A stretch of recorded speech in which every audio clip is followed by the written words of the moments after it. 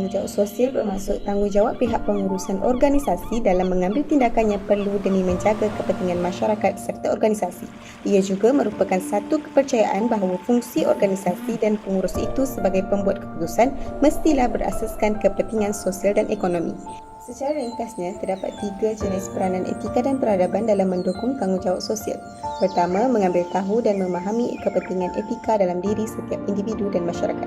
Kedua, berinisiatif untuk turut serta dalam menjalankan tanggungjawab sosial agar melahirkan masyarakat yang aman, makmur dan sejahtera.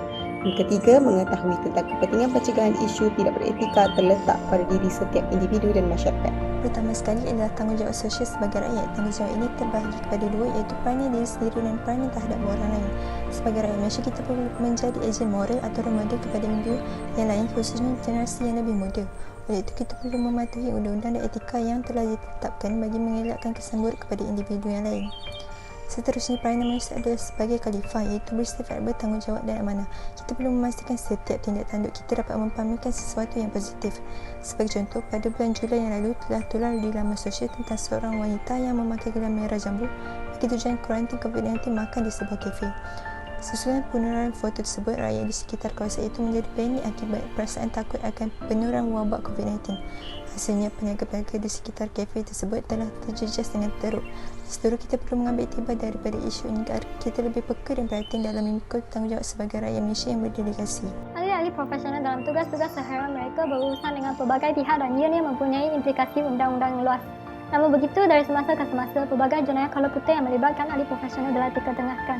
Kebanyakan daripada mereka ini beranggapan bahawa etika adalah semata-mata untuk menyekat dan mengongkong kehidupan mereka. Pertama, salah guna kuasa.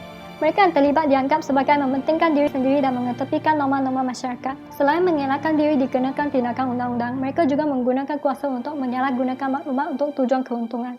Kedua, isu rasuah. Ini akan meningkatkan kos barangan dan perkhidmatan yang akhirnya memberi kesan kepada pengguna. Ia juga menyebabkan barangan dan perkhidmatan yang dipasarkan tidak memenuhi spesifikasi atau mutu yang sepatutnya. Ini sekaligus menghapuskan persaingan terbuka dan sihat yang amat penting dalam sistem ekonomi. Seterusnya, tanggungjawab sosial terhadap organisasi atau korporat. Ini adalah kewajipan sosial yang dilakukan oleh sesebuah pengurusan dalam sesebuah organisasi. Komitmen daripada sesebuah pengurusan organisasi terhadap keperluan sosial adalah penting bagi mengekalkan keamanan dan keharmonian sesebuah organisasi atau korporat. Terdapat 7 elemen utama dalam ini. Yang pertama adalah isu-isu pengguna. Seterusnya, hak asasi manusia, alam sekitar, amalan buruh, penglibatan dan pembangunan masyarakat, amalan operasi yang adil dan tablik urus organisasi. Salah satu contoh dalam ini adalah organisasi BMW. Ia merupakan organisasi yang paling bertanggungjawab secara sosial dalam industrinya. Tujuan utama mereka adalah untuk membantu lebih 1 juta orang sebelum 2020. Mereka juga merancang projek The Schools Environmental Education Development.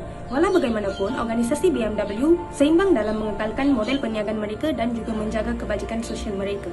Alam sekitar adalah harta daripada dunia ini yang amat bernilai kepada kesejahteraan kehidupan. Manusia banyak bergantung kepada sumber-sumber semula jadi di muka bumi ini. Alam sekitar tercemar kerana akibat masyarakat yang membuang sampah merata-rata di negara kita. Isu plastik ancaman serius kepada alam sekitar. Plastik menyumbang sebanyak 13% daripada keseluruhan berjalanan sisa Malaysia pada tahun 2019. Semua lapisan masyarakat haruslah bekerjasama dan saling membantu dalam memelihara alam sekitar supaya kebersihan alam sekitar dapat ditingkatkan dalam kehidupan kita.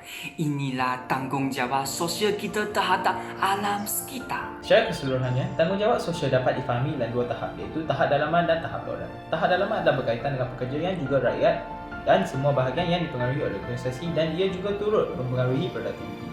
Tahap luaran adalah kesan daripada tindakan organisasi terhadap alam sekitar rakyat dan persekitarannya. Entiti-entiti ini adalah berkait rapat dan saling bergantung antara satu sama lain.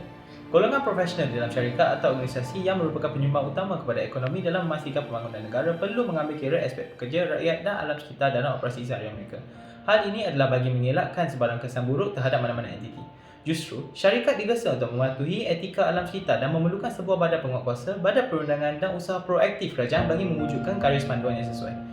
Pekerja yang juga merupakan sebahagian daripada rakyat perlu mematuhi etika dan undang-undang bagi memastikan produktiviti daripada syarikat atau organisasi tidak terjejas.